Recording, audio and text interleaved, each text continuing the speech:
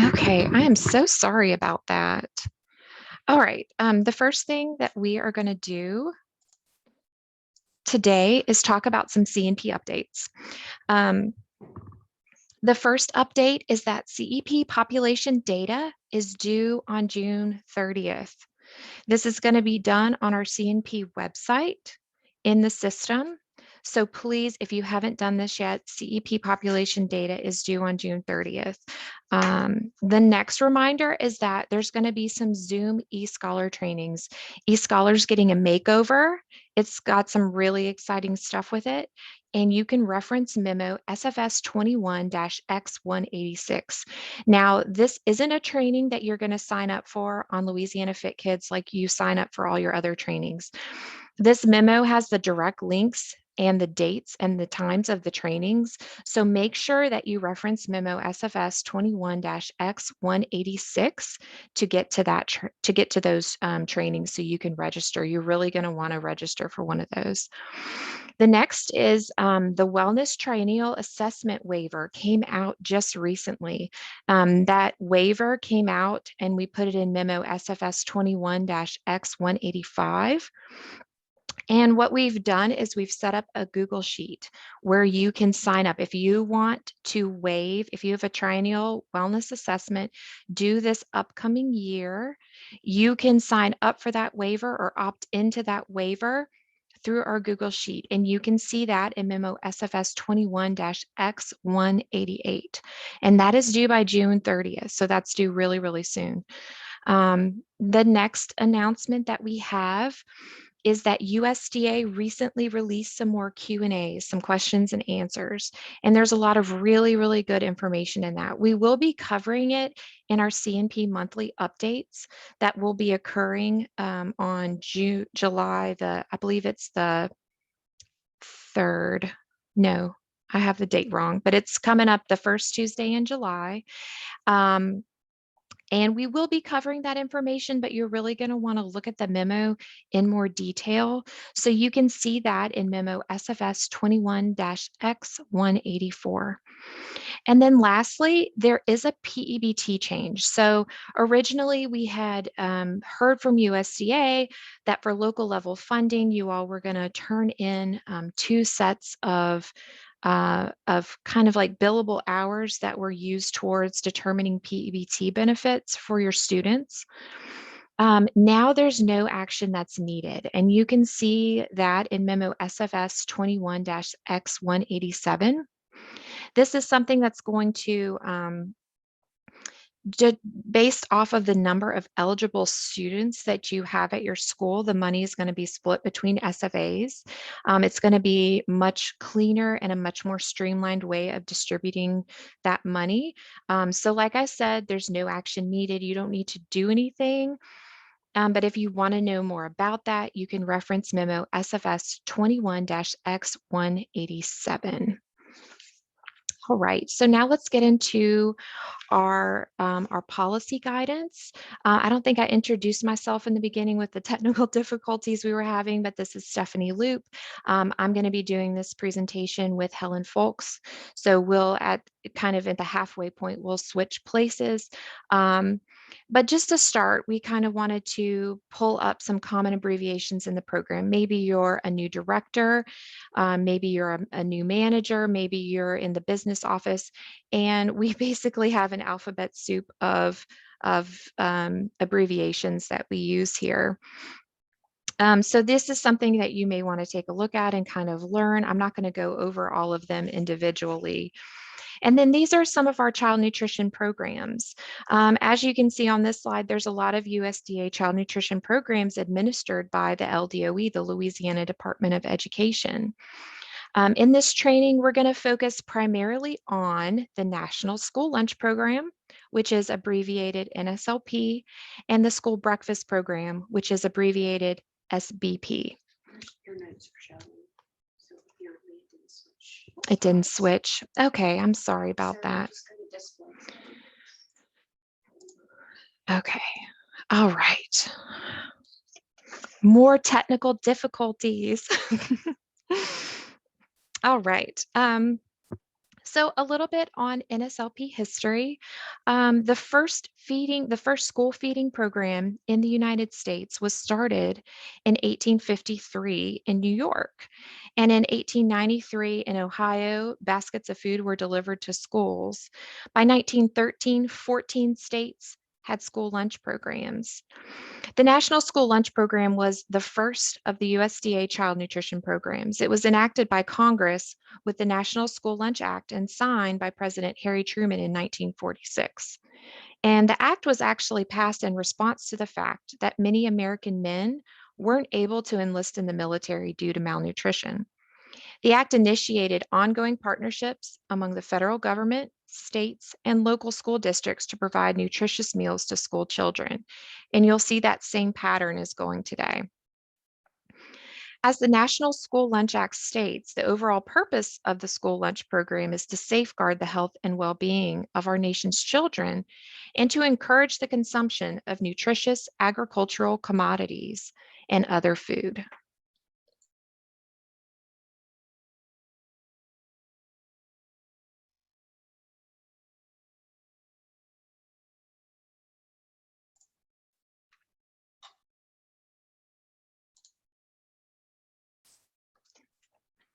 The overall goals of the program are first to serve lunches that meet at least the minimum nutrition requirements. Some of those requirements are now to maintain a certain calorie level, so you don't serve too few or too many calories, as well as controlling how much fat and sodium are in meals. And second, to serve meals either at low cost or free to the children who qualify. Children can qualify by filling out a free or reduced price meal application or being on the direct certification list. And that list is a list of students who qualify through SNAP or the Supplemental Nutrition Assistance Program, which was formerly known as food stamps. There can be no discrimination or segregation against children who qualify for free meals. So basically, nobody should be able to tell whether a child qualifies for free, reduced, or paid meals. This picture features our former U.S. Secretary of Agriculture, Sonny Perdue. Our current Secretary of Ag is Tom Vilsack, who was confirmed in February of 2021. There's three levels in the hierarchy of child nutrition programs. There's the federal level, the state level, and the local level. At each of these levels, the governing body, such as USDA, LDOE, or your school food authority, can make rules or policies to help ensure the programs run as they should. However, state laws or policy can't conflict with federal policy, and local policy can't conflict with federal and or state policies. USDA controls child nutrition programs at the federal or national level. They're responsible for allocating the tax dollars given to the program by Congress to each state. This money is used to reimburse programs that feed children. Each year, USDA decides the reimbursement rates, the amount of money that will be paid for each child's meal. The rates are different for breakfast, lunch, snack, supper, and summer programs, and are also different depending on whether a child is free, reduced, or paid. USDA also provides commodity foods for child nutrition programs, as well as other federal assistance programs, such as Meals for the Elderly. Commodity foods will be discussed later in this program. USDA sets program rules and requirements for all child nutrition programs. Many of these rules are found in a document called the Code of Federal Regulations, or CFR, which is the list of all the permanent rules for all federal government programs. There's a section just for child nutrition programs, and those rules must be followed in order to receive reimbursement. USDA reviews both the state agency and local school food authorities to make sure that child nutrition programs are operating according to the federal rules. USDA also helps the state agency and local school food authorities interpret the federal rules. They provide help in the form of technical assistance, which is assistance through phone calls, emails, or on-site visits, as well as written help from memos and guidance manuals. The Louisiana Department of Education allocates the federal funds from USDA to local school food authorities, or SFAs. The Division of Nutrition Support, which is abbreviated DNS, is located in the Claiborne Building in Baton Rouge near the Capitol. You will hear the LDOE DNS be referred to as the state agency at times. In addition to monitoring federal regulations, the state agency is also responsible for helping SFAs adhere to state-level regulations. There are times that state regulations are more restrictive than federal ones, such as thresholds for procurement. In these cases, SFAs must adhere to the most restrictive regulation, even if the federal regulations allow more flexibility. The state agency is also responsible for ensuring SFAs receive administrative reviews, which ensures SFAs are meeting all program requirements. The state agency will also provide technical assistance to help SFAs with questions or issues they may be having in operating their programs. The School Food Authority, which is typically the parish school board, the diocese school board, or individual private or charter schools that are not associated with the parish or diocese, may also create specific rules that they feel will improve the child nutrition programs they operate. They may do this as long as the additional rules don't conflict with existing federal or state rules. The SFA policies may be stricter than the federal or state rules, but not less strict. An example of a local policy that some SFAs have chosen to adopt is one that prevents children with bag lunches from bringing soft drinks in their lunch. We frequently receive phone calls asking where in the federal regulations this is stated, but it isn't. The SFA's responsibilities include implementing the free and reduced price meal policy, preparing and submitting the reimbursement claim, hiring employees to plan, prepare, and serve meals, and supervising operation of the programs. The school food service director plans, organizes, and administers programs and oversees school food service managers.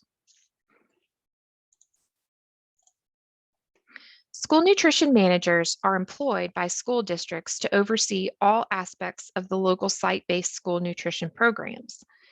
The manager plans and supervises both the production and service of meals that meet the nutrient standards that are safe and appeal to students and other clients in the school site. In some instances, the manager may be responsible for the food nutrition services at one or more schools in a district. School principals have varying amounts of authority in decisions related to the school nutrition program. In some cases, the school nutrition manager may report to both the principal and the district food service director. For a school to be eligible to participate in the National School Lunch Program and the School Breakfast Program, they must be of high school grade or under. This is the reason colleges don't participate. They must be a public school or a charter school or a nonprofit private school, and they must be recognized by the state educational system, which means that they've gone through an approval process with the Louisiana Department of Education. And if they're private, they must have submitted a Brumfield versus Dodd application and have been found to be non-discriminatory. Residential childcare facilities, which we abbreviate as RCCIs, are also eligible to be on the NSLP and SBP. These facilities must either be public or nonprofit private. Examples of RCCIs include group homes, temporary shelters, and juvenile detention centers. To be able to receive meals from the NSLP or SBP, a child must either be a student of high school grade or under who's enrolled in an educational unit of high school grade or under, or a mentally or physically disabled student enrolled in a school program for the mentally or physically disabled. In both of these cases, there's no age limit. As long as the person meets this criteria, they may receive meals. For a child enrolled in a residential childcare facility, a person must be under 21 years old for the institution to receive reimbursement for their meals for the NSLP and SBP. Once they turn 21, the facility is no longer able to count and claim their meals for reimbursement through the NSLP or SBP. When an eligible school system decides to participate in the NSLP, SBP, They must sign an agreement with the state agency or the LDOE. The agreement lists the regulations that must be followed by the school system. When the agreement is signed, the school system becomes a school food authority or an SFA. Once they sign the agreement and become an SFA, they're stating that they will follow all of the terms of the agreement in order to receive reimbursement, not just the ones they choose to. Some of the major rules include maintaining a nonprofit school food service program. This means that all revenue earned by the program is used to operate or improve the program. Operational expenses would be things like purchasing food and paying wages. Improvements to the program could include replacing equipment or purchasing tools, systems, or equipment that would make the program more efficient. Number 2, serving meals meeting minimum requirements. Number 3, some of the major rules include serving meals at the free and/or reduced rate to eligible students. And number 4, complying with USDA's non-discrimination requirements. Other rules include limiting cash resources to no more than 3 months of expenses. Cash resources would include any reimbursement received from USDA, as well as any money received from the state, school district, or other sources.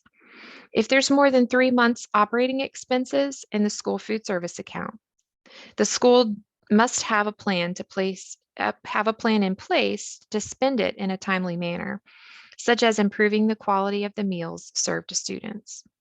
The purpose for limiting the size of net cash resources to 3 months average is to ensure that the funds in the nonprofit school food service account are being spent in a timely manner to improve program operations and meal quality. And another rule is pricing meals as a unit. Whether a child takes 3, 4, 5, or all food items at lunch, they should be charged the appropriate lunch price, which is either free, reduced, or paid, depending on their status. Other provisions or rules include claiming reimbursement only for reimbursable meals served to eligible children, counting meals at the point of service. We'll discuss this in more depth on future slides. This is a critical aspect of child nutrition programs. Complying with USDA non-discrimination requirements, accepting and using USDA foods, which are also called commodities, maintaining all school food service records for 3 years plus the current year, and maintaining files of current free and reduced price applications, direct certification records, and other eligibility documentation. For the next few slides, we're going to talk about funding sources for SFAs. These are the different sources of money that may be available to child nutrition programs. The majority of funding that child nutrition programs receive comes from federal sources. USDA uses tax dollars allocated by Congress to reimburse school systems for meals served to students. The amount the school gets depends on the type of meal served, breakfast, lunch, or snack, and the child's status of free, reduced, or paid. The school system only receives money for meals served to students. The school system can claim 1 breakfast, 1 lunch, and 1 snack per student per day under the NSLP and SBP. If a student wants a complete second meal after they've eaten their first meal, the school system cannot claim the meal for reimbursement. Again, this is under the NSLP. That's why students have to pay for second meals, even if they qualify for free or reduced price meals. Schools have to ensure that they're doing several things in order to receive reimbursement. First of all, the meal that's offered to the student must meet at least the minimum meal pattern requirements. The school food service manager must keep accurate and complete production records, as this is the proof of what was offered to the children. The school must also count all meals at the point of service. The number of meals served can never be guessed or estimated. Also, all meals counted must be reimbursable. They must contain at least the minimum amount of food needed to consider the meal to be a complete meal. As we discussed on the previous slide, the SFA has to follow all the other terms of the permanent agreement. Reimbursement is not given for student meals that are incomplete or for second meals served to a student. Reimbursement is not given to school systems for any meals served to adults. This includes volunteers, school food service employees, or any other adults. School food service employees must be provided a meal as part of their they don't have to be, but they may be provided a meal as part of their employment. So they don't have to pay for the meal, but all other adults must pay for their meals. School visitors, including non-school age children or children not enrolled within the SFA, may not be claimed for reimbursement. Again, this is in the NSLP. These meals must be purchased. Why do we want to make sure we're charging enough for adult meals? Because the NSLP is a program to help with the cost of children's meals. The reimbursement and payments from children's meals should not be used to subsidize the cost of adults who eat meals. It's important to evaluate the amount charged to adults each year and to make sure it's enough because, again, it's based on the amount of federal free reimbursement plus the per meal value of commodities, and those amounts change and typically increase each year. If a school wants to charge its teachers and other non-school food service employees or other adults a lower amount for lunch, the general fund has to give money to the school food service fund to pay the difference between what the meal costs and how much they are charging for the meal. Sometimes a school system charges a higher amount for other adults or non-school age children who eat meals with the NSLP and SBP. This is frequently called the visitor or the at-cost price. Examples of individuals who are usually charged this price include students who receive complete second meals, even if they're classified as free or reduced, parents, children who are either not in school yet or are visiting from a school from outside of the SFA, federal and state staff who may come to review or observe the program, and any other adults not associated with the NSLP or school system. Now we're going to move on to point of service. The point of service is the place in the food service operation where a determination can be accurately made that a reimbursable meal is served to an eligible child. This may be the most important aspect of the program. An accurate determination must always be made that a reimbursable meal is served to an eligible child. The point of service, or POS, is where the meal count is completed at each meal each day. An accurate meal count by category, free, reduced, and paid, must be taken daily. It's best for the point of service to be at the end of the serving line after all parts of the reimbursable meal have been offered to students. However, sometimes it's not possible for the point of service to be at the end of the serving line. In this case, an SFS employee must be at the end of the serving line to check each child's tray and to make sure they've received a complete reimbursable meal. This also has to be approved by the state agency.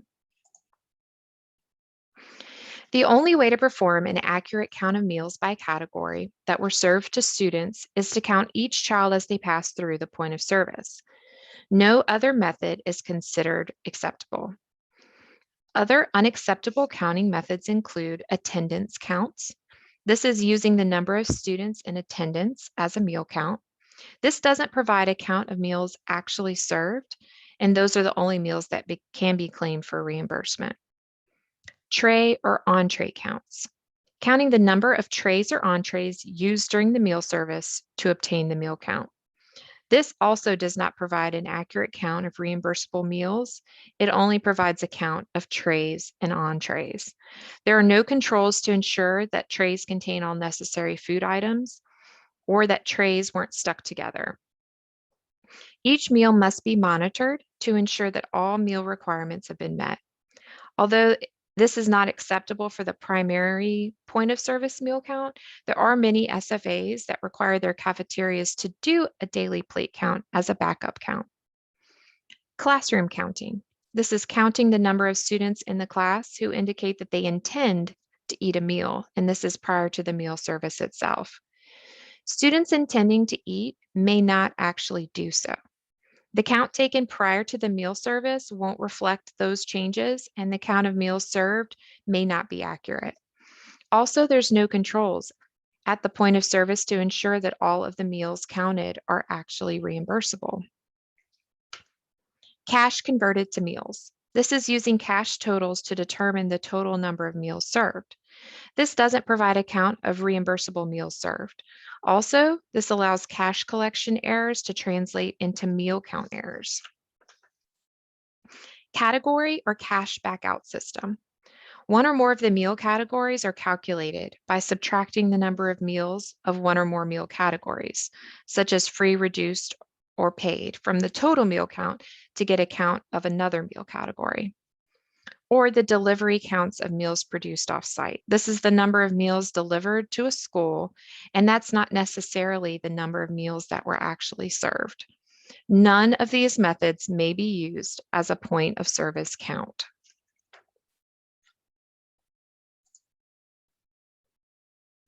Without waivers, lunch meals must be served between 10 a.m. and 2 p.m.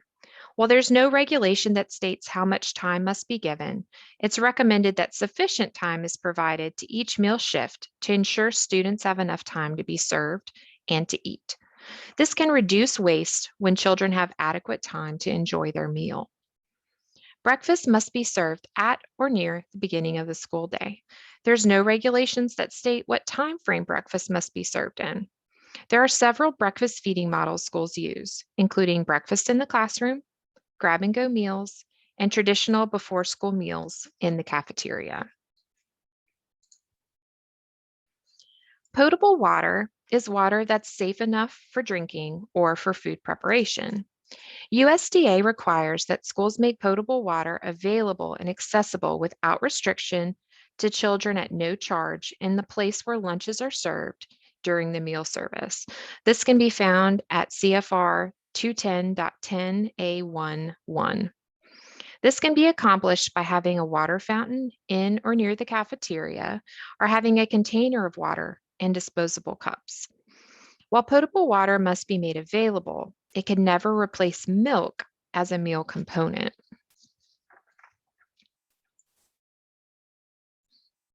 Now we're going to talk about collection procedures.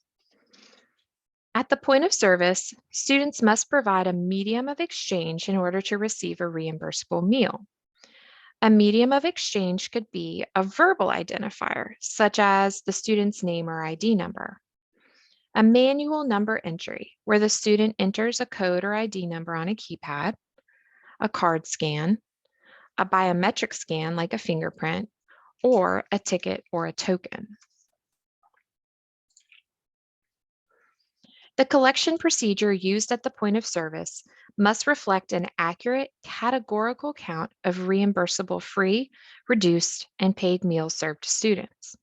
These procedures may be manual or they may be computerized. Collection procedures must be accountable. They must accurately reflect the number of reimbursable meals by category. There must be written instructions, trained personnel, and an accountable manual backup system if a computerized system is used. Please remember that both a computerized and backup system must work even when you have substitutes filling in for seasoned employees. This is a critical training topic for all school food service staff. The specific collection procedures utilized by your school can be individualized to fit your needs. You can require prepayment or payment prior to the meal service. Many schools have parents and guardians pay with cash, checks, or online payments prior to students purchasing meals. This can be done on a weekly, monthly, or yearly basis according to what best meets the needs of the school. However, daily payments must be allowed. Collection procedures must also prevent overt identification. No other student or employee should ever be able to tell which students are receiving free, reduced, or paid meals. Daily payment options may be either at the point of service or at another location in the school. Just remember that there can never be a cash-only line for paid students, as this would overtly identify students. We'll talk more about overt identification in a couple of slides. All schools are required to keep a master list, which is a list of all students at the school and their current eligibility status, either free, reduced, or paid. The master list is also required to have the date that the eligibility started, which is usually at the beginning of the school year, but could be any time from the beginning of the school year through the present date, and the source of the eligibility, either an application, the direct certification list, the homeless list, or no source, which would mean that the student status is paying. Many school systems keep this information in the computer, which is typically connected to all the school food service computers in the school system. However, schools must also keep a paper copy of this list available in case the computer system goes down. The paper copy should be updated whenever changes are made and must ensure that it's coded or kept to prevent overt identification. Overt identification is any action that may result in a child being recognized as potentially eligible for free or reduced price meals. This includes the notification of availability. All students and families should be made aware of the program in the same way. The notification of eligibility. Only the family should be made aware of their child or children's status. The point of service. It should not be obvious to anyone else what the child's eligibility status is when they're receiving a free meal and at the provision of meals in the cafeteria. At no point in this process should it be obvious to anyone what another student's eligibility status is. There can be no physical segregation of any child or any other discrimination because of a student's inability to pay full price for meals. The names of children eligible to receive free or reduced price meals shall not be published, posted, or announced, and these children cannot be overtly identified by special tokens, tickets, or other means. Eligible children shall not be required to work for meals, use a separate service area, go through a separate serving line, enter the service area through a separate entrance or at a different time, or be served meals that vary from what's sold to children paying the full price. Civil rights is another aspect of child nutrition programs that's of critical importance. There's a long version and a short version of the non-discrimination statement that must be used on all program materials. The full statement must be on all printed documents longer than 1 page and must be included on all documents that pertain to student eligibility. Other documents, such as menus, may contain the short non-discrimination statement. The current statement can be found on the LDOE C&P website. The "And Justice for All" poster must be made visible in any area where students receive meals, such as cafeterias. This poster contains USDA contact information and can be used to refer parents or students to if someone makes an allegation of discrimination. Complainants can find USDA's contact information on the posters for more information about the program. All complaints, whether written or verbal, must be accepted by the SFA and forwarded to the state agency in USDA. An anonymous complaint should be handled the same way as any other. If the complainant makes the allegations verbally or in a telephone conversation and is reluctant or refuses to put them in writing, the person who handles the complaint must write up the description. However, only complaints related to one of the protected classes must be filed. There are 6 protected classes in child nutrition programs, and those are race, color, national origin, age, sex, and disability. If a complaint is made as it relates to any of these protected classes, a complaint form must be filed. There must be enough information to identify the agency or individual toward which the complaint is directed and indicate the possibility of a violation. Every effort should be made to obtain at least the following information: the name, address, and telephone number or other means of contacting the complainant, the specific location and name of the organization delivering the program service or benefit, the nature of the incident or incidents or action or actions that led the complainant to feel there was discrimination, the basis on which the complainant feels discrimination occurred, such as race, color, national origin, age, sex, or disability, the names, titles, and addresses of people who may have knowledge of the discriminatory action or actions, the date or dates when the alleged discriminatory action occurred, or if continuing, the duration of such action or actions. And as a reminder, civil rights training is required for all child nutrition program staff annually. USDA does not allow SFAs to separate children or discriminate in any way on the basis of any protected class. Again, the protected classes include race, color, national origin, sex, disability, and age. This includes children seated at separate tables in the dining area. The state agency commonly finds that schools, especially of middle school age grade groups, like to separate students by gender.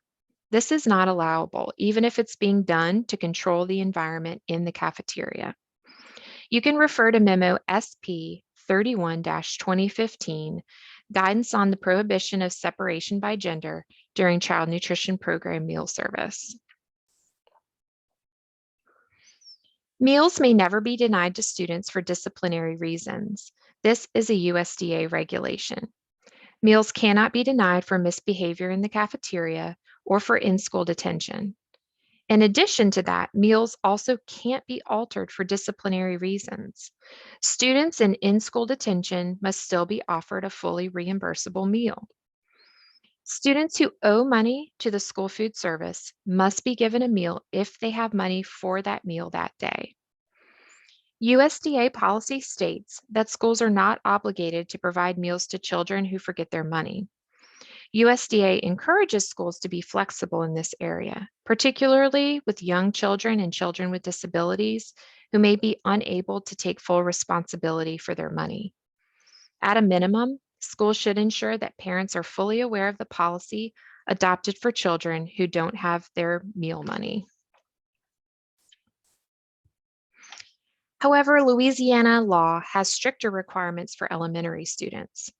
If an elementary student does not have money to pay for meals, the school must give the family advance notice about the date on which the meals will start being denied, what the family can do to prevent the meal denial, such as by filling out an application or by sending money, and that DCFS will be notified upon the third instance of a meal denial. The school must also ensure that the student does not have the individualized education plan or IEP that requires the child receive a meal. If a meal is denied to an elementary student, the school must provide a nutritious, substantial snack. This is found in Louisiana Revised Statute 17-192.1. These instances are entered into the Louisiana Department of Education CMP website. So at this point, I'm going to turn things over to Helen Folks. So if you'll just give us a minute, we're going to kind of move things around a little bit.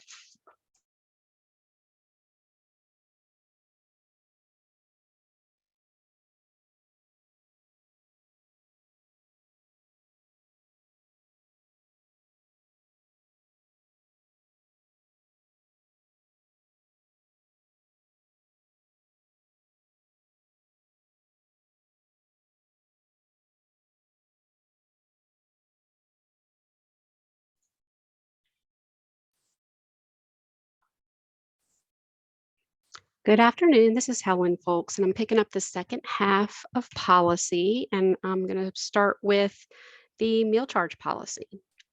All SFAs must have a meal charge policy, and all families must be notified of the policy. Additionally, child nutrition program staff must understand the policy. Policy should include the following: are child charges allowed? How many meals may be charged? Will an alternate meal be provided? Are there different rules for different grades? Please note that report cards can never be withheld, even temporarily, as a result of unpaid meal charges.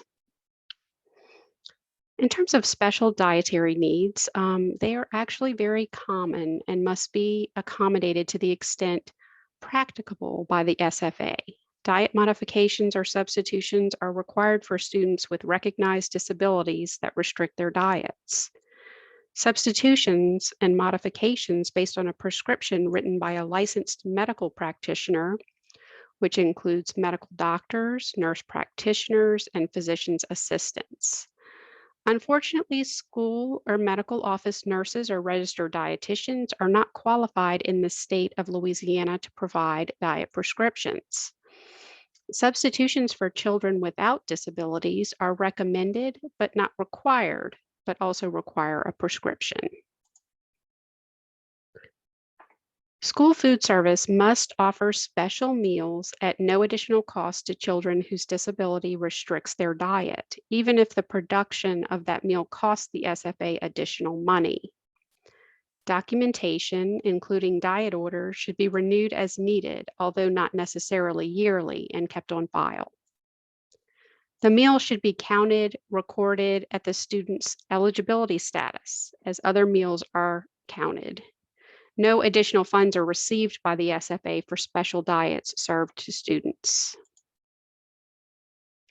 Non-program foods are all foods served or sold by the cafeteria other than reimbursable meals. This includes a la carte items, adult meals, and catering events provided by the school food service. All non-program foods must be charged at or greater than the entire cost of the item. There is a non-program foods tool that should be used to determine that enough money is charged per item. Teacher meals are another consideration for non-program foods. The general fund may contribute money to the school food service account to cover the cost of teacher meals if they are sold for less than the at-cost price of the meal. It is important to track this on a per meal basis. Again, the state agency has a tool for SFAs to track the difference between the at-cost value of the meal, what was charged, and therefore what the general fund owes to the school food service on a monthly basis. Non-federal sources, such as the general fund, must contribute money to cover the cost of teacher meals. Smart snacks are any and all foods or beverages sold outside of the school meals program, anywhere on campus. This includes concession stands, vending machines, and fundraisers that take place at school. The Smart Snack rules apply the entire school day. USDA has defined the school day as midnight from the day before through 30 minutes after the end of the official school day. Anything served between those times must meet Smart Snack standards. So what foods meet Smart Snack requirements? Which foods may be sold? Foods that meet the USDA nutrition standards as shown on this slide. Items must be whole grain rich, or the first ingredient must be a component. Per serving, items must be 200 calories or less, contain 200 milligrams sodium or less, contain less than 35% of its calories from fat, with less than 10% of calories coming from saturated fat. All Smart Snack items must contain 0 grams of trans fat and 35% or less sugar by weight. Louisiana Fit Kids website has a list of approved Smart Snack items that meet these nutrient standards. You can follow the link of this page to those resources. What beverages meet Smart Snack requirements? Low-fat or fat-free milk. 100% juice or water also may be sold to any age group. Low calories or no calorie sodas may be sold to high school students only. Smart Snack rules do not apply 30 minutes after the end of the school day until 11:59 p.m. This would allow concessions and other foods to be sold at football games and other events that take place after the school day. Foods given to children and not sold are also not subject to the Smart Snack rules. Foods sold to be consumed after school hours, such as cookie dough fundraisers, are also allowable. These rules are in place so that foods not sold by the school food service are not in direct competition with the child nutrition programs. USDA's goal is for the nutritious meal prepared by school food service to be the primary source of nutrition in schools. It is so important to convey this regulation with all stakeholders, including superintendents, principals, athletic directors, and teachers that really need to know and understand the scope of the smart snack regulations.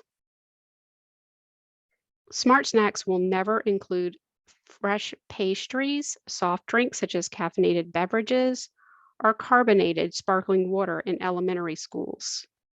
Soft drinks in high schools must be low or no calorie diet drinks. There is an entree exemption to the smart snack rules.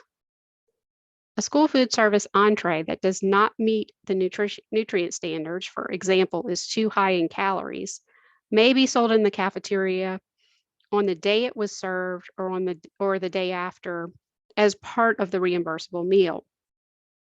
This is to help school food services to reduce waste if there are any leftover entree items.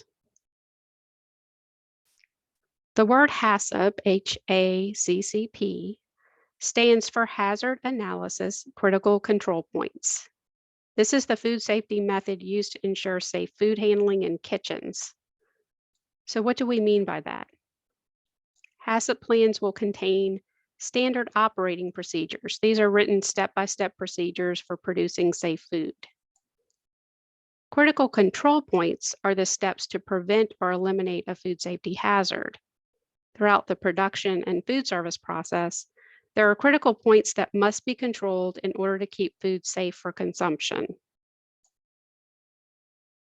For monitoring, this helps to determine if there is a loss of control at any of the critical points. Monitoring is one method to ensure that standard operating procedures are being adhered to.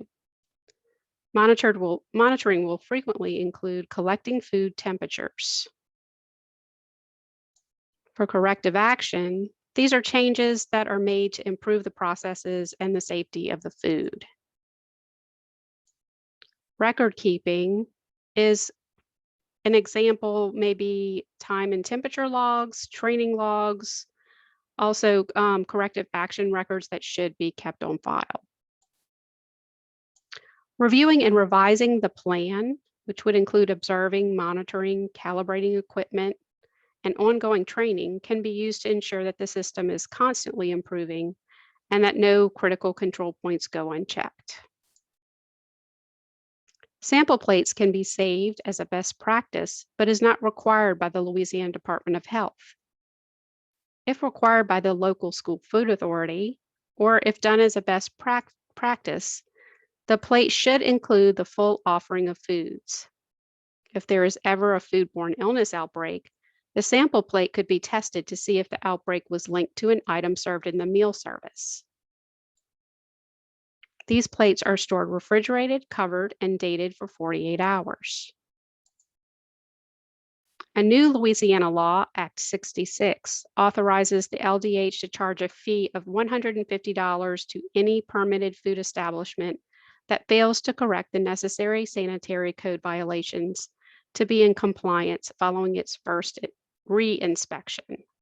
Re-inspections are required when there are 5 or more uncorrected non-critical violations and or 1 or more uncorrected critical violations remaining at the conclusion of a routine inspection. The fee is charged if the violations are not corrected at the end of the first re-inspection, which would result in an additional re-inspection. Health inspections are completed a minimum of twice during each school year per each school food service area by a local sanitarian. Each SFA must have a wellness policy for each grade group represented in the SFA. These goals of the wellness policy are to promote nutrition and nutrition education, physical activity, and other school-based activities that promote student wellness. Nutrition guidelines focus on health promotion and obesity reduction. Each SFA will have at least one wellness committee that should include at least one school food service staff member. The wellness policy must be assessed yearly, with a formal wellness assessment completed triannually. The wellness policy and wellness policy assessment are made available to the public typically posted on school or school district's website.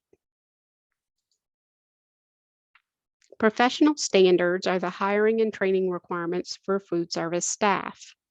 Directors are required to complete 12 hours of training per year. Managers are required to complete 10 hours. Full-time staff are required to complete 6 hours, and employees who work less than 20 hours per week are required to complete 4 hours of training each year. Mid-year hires in all categories, including those that are hired January 1st or later, are required to complete 1/2 of the training requirements for their job type. Therefore, directors need 6, managers need 5, full-time staff would need 3, and part-time staff would need 2 hours of training. The annual requirements apply to the 12 months between July 1st and June 30th, as that is how USDA defines the school year. Training could be conducted as in-service trainings, workshops, back-to-school staff trainings, or completed online. Documentation must be maintained for all trainings. This should include sign-in sheets, agendas, copies of the presentation, and certificates where applicable. We often find that SFAs are not sure who is considered to be their child nutrition program director.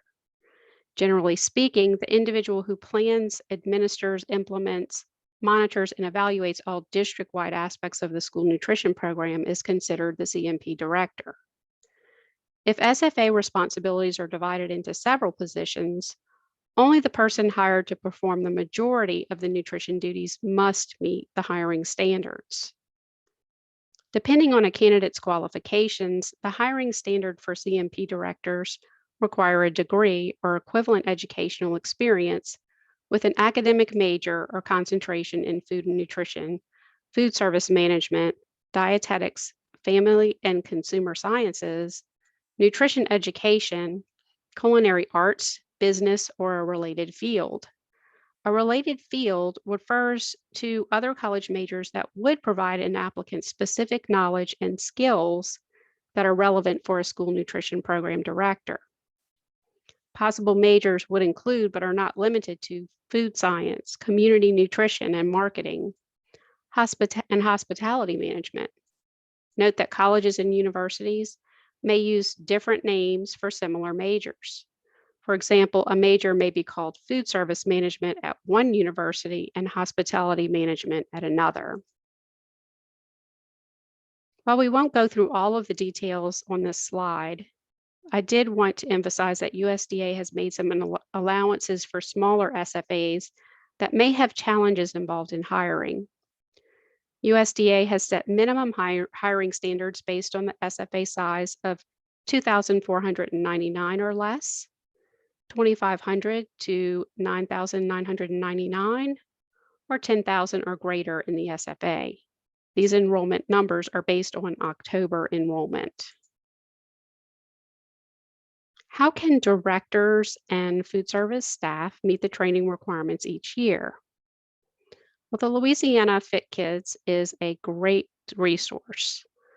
These are all, several are in-person trainings, but there are also webinar trainings that are posted on the calendar and under training. The Institute of Child Nutrition is a great resource for online trainings. They offer an e-learning portal where you or your staff can access trainings anytime and anywhere. The Child Nutrition website is one of your best resources for information. To access resources on the website, first go to cnp.doe.louisiana.gov. Next, click on Memos and Resources, which is directly below the login area. Next, click on School Food Service from the menu of Program Options. Next, you'll scroll over to page 10 of Resources, where you will find a Trainings and PowerPoint section. Here we have posted up-to-date PowerPoints, many of which have been recorded. Now let's discuss a meal pattern overview. For more detailed information about meal patterns for breakfast, lunch, and snack, please visit the Resources section of the CNP website. We will be discussing basic meal pattern requirements for breakfast and lunch. Each program has different meal pattern requirements. After-school snack, pre-K summer food service program, and at-risk after-school meals through CACFP all have different meal pattern requirements. In child nutrition programs, there are food components and food items. Food components are one of the group of foods that make up a reimbursable meal. The food components are meat alternate, grains, fruit, vegetable, and milk. Food items are a specific food offered within a component. For instance, a banana would be a specific food item within the fruit component. A blueberry muffin would be a food item within the grains component. Lunch meals contain all 5 meal components, including meat alternate, grain, fruit, vegetable, and fluid milk. Breakfast meal components include grain, fruit, and fluid milk. Offer versus serve is a service method where students can choose within certain parameters which food items or components they want to take. At lunch, offer versus serve is required at the high school level for grades 9 through 12. Offer versus serve is optional at lunch for all other grades. When utilizing offer versus serve, all 5 components must be served at lunch, but only 3 components must be taken. Of the 3 components taken, at least 1/2 cup of fruit or vegetable must be picked up. Offer versus serve is optional for all age grade groups. When utilizing OVS at breakfast, 4 food items must be offered and 3 items must be taken. If you will notice, food components are the basis of offer versus serve for lunch, while food items are the basis of offer versus serve for breakfast.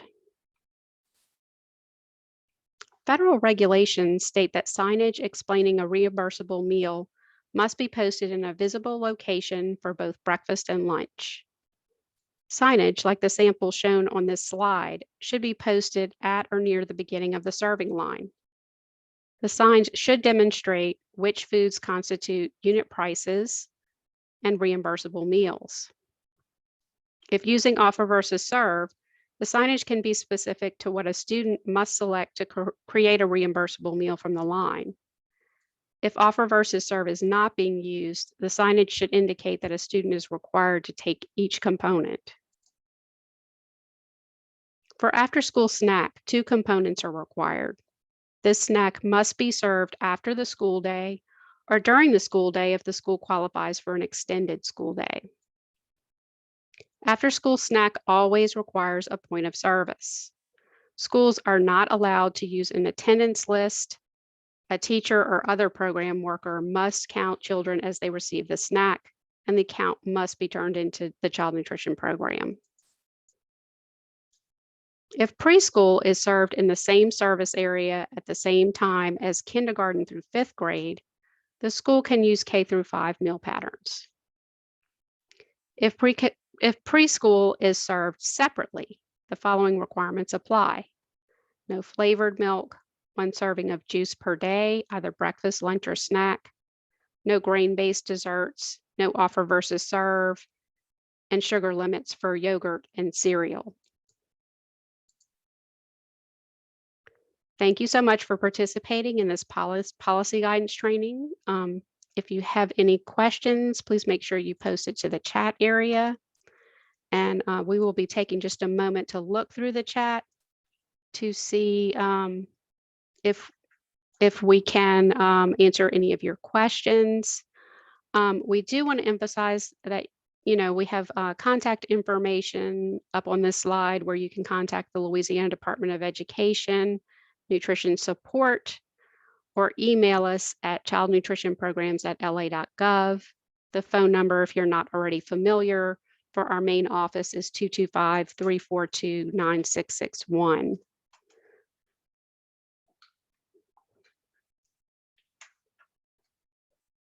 So hold just a moment while we review the chat, and we will start to answer those questions.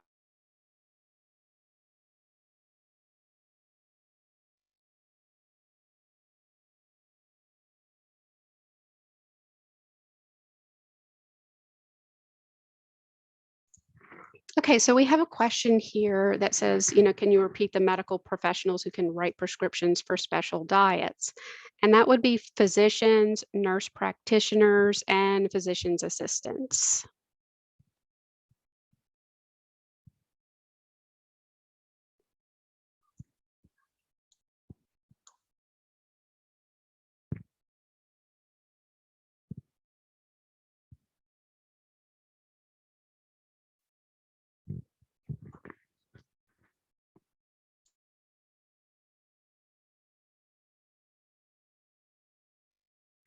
Okay, we also have a question. Can you post the meal patterns for Seamless Summer? Now, Seamless Summer is under the National School Lunch Program, and therefore school breakfast, the school breakfast program and the National School Lunch Program meal patterns apply to Seamless Summer.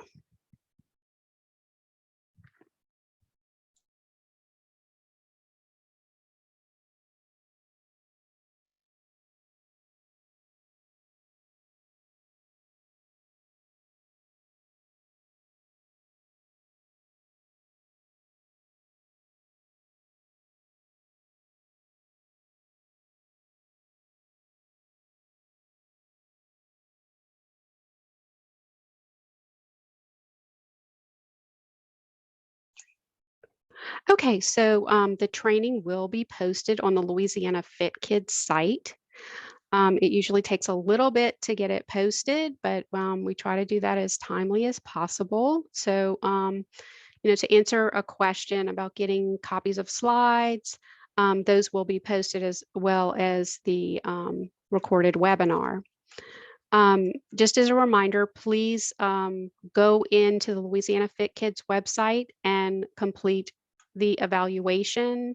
That is so that you can get credit for attending this professional education session. And I thank everyone for their time and for your attention.